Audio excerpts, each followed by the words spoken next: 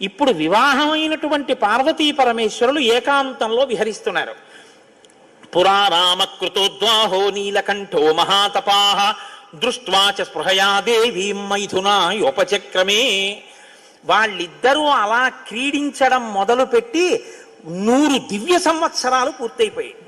వాళ్ళిద్దరూ ఏకాంతంలోంచి బయటికి రాలేదు, వాళ్ళకి బిడ్డ పుట్టలేదు. దేవతలందరూ కలుసుకున్నారు. పార్వతీ పరమేశ్వరులు ఇద్దరూ కనపట్టలేదంటే కొత్తగా పెళ్ళయింది కదా, 100 దివ్య సంవత్సరాల నుంచి విహారం చేస్తున్నారు.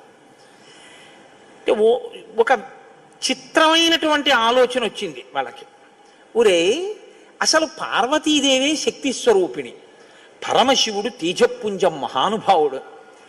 ఇప్పుడు వాళ్ళిద్దరి యొక్క శుక్రశోణితములు కలిస్తే, తేజస్సులు కలిస్తే, ఈ లోకంలోకి ఒక కొత్త ప్రాణి వస్తే అసలు అటువంటి భూతమును అంటే అటువంటి ప్రాణిని మనం చూడడం కుదురుతుందా?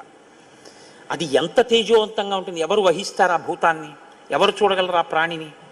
కాబట్టి మనం పరమశివుణ్ణి వెళ్ళి అడుగుదాం, మీరు రతిక్రీడ విరమించి బిడ్డల్ని కనద్దు అని అడుగుదాం అన్నారు.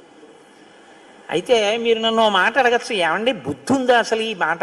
వాళ్ళు అన్నారనుకోండి, మీరు ఎలా చెప్పారండి అని అడుగుతారు నన్ను. అసలు దేవతలకు ఎందుకండి ఈ వ్యవహారం? వాళ్ళు అలా ఎందుకు అనాలి? అలా అంటే మాత్రం దాన్ని మేము ఎలా అంగీకరించగలం ఈ విషయాన్ని? మీరు కంగారు పడిపోకుండా ఉండండి, నేను తర్వాత చెప్తాను ఎందుకు వస్తుందో. కాబట్టి ఇప్పుడు వాళ్ళందరూ కలిసి ఓ సమావేశం పెట్టుకున్నారు. నిజమే అంటే నిజమే. అందరూ కలిసి కైలాసానికి వెళ్ళారు. బయట నించుని పెద్ద కేకేశారు. ఏమని? దేవదేవ మహాదేవ లోకస్యాస్య హితేరత. ఓ దేవదేవ మహాదేవ, లోకమునకంతటికి రక్షించవలసిన వాడా అని కేకేశారు. వీళ్ళకి ఏం ఉపద్రవం వచ్చిందో అని ఆయన బయటకు వచ్చారు. ఆయన్ని చూడగానే వీళ్ళందరూ నేల మీద పడి నమస్కారం చేశారు. చని కైలాసముదొచ్చి శంకరుడి వాసద్వారముంజేరి ఈశుని దవ్వారుకు లడ్డుపడ్డ దళమంచుందొచ్చి కుయ్యో ముర్రో విను వాలింపుము చిత్తగింపుము దయన్ వీక్షింపుమం చంబుజానన ముఖ్యుల్కని రక్తరక్షణ కళా సంరంభుని శంభునిన్ అంటారు పోతన గారు. అలా వీళ్ళందరూ ప్రణిపాతం చేశారు నేల మీద పడి. సురాణం ప్రణిపాతేన ప్రసాదం కర్తుమర్హసి న లోకా ధారయిష్యంతి తవ తేజ సురోత్తమః అన్నారు. మహానుభావా, నీవు పార్వతీదేవితో కలిసి ఏకాంతంలో దివ్యక్రీడను అనుభవిస్తున్నావు. మీ ఇద్దరికి బిడ్డ పుడితే దుస్సహం, మేము తట్టుకోలేం.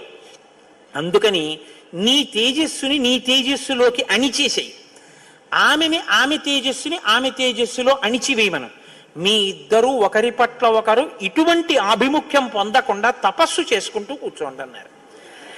బ్రాహ్మేణ తపసాయుక్తో దేవ్యా సహ తపశ్చర త్రైలోక్యహితకామార్థం తేజస్తే జసిధారయా.